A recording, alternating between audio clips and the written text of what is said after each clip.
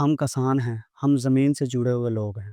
ہم نے اپنی محنت سے، اپنے پسینے سے گندم اگائی، مہینوں انتظار کیا، اور پھر وہ دن آیا جب فصل تیار ہوئی۔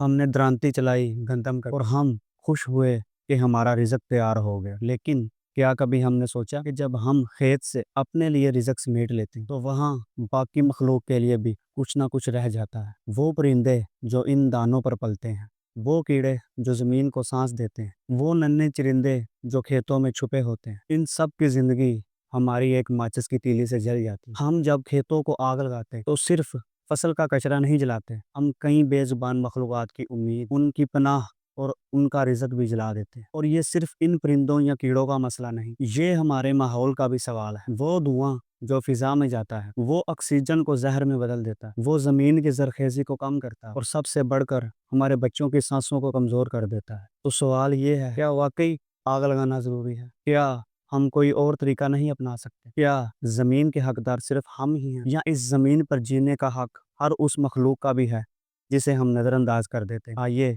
اس پر تبدیلی کا آغاز ہم خود سے کریں۔ آگ لگانے کی بجائے زمین کو سانس لینے، چرندوں کو ان کا رزق دے دیں، اور اپنی آنے والی نسلوں کو صاف فضا، زرخیز زمین اور ایک ہمدرد دل دے دیں۔ یاد رکھیں، آپ نے اپنا رزق لے لیا، لیکن بہت سے بے زبانوں کا رزق ابھی باقی۔ اسے نہ جلائیں، اسے جینے دیں۔ اگر یہ بات آپ کے دل کو لگی ہو تو اسے آگے پہنچائیں، شاید کسی کسان کے دل میں بھی یہ بات اتر جائے اور کسی کی جان بھی بچ جائے۔ شکریہ، جزاک اللہ۔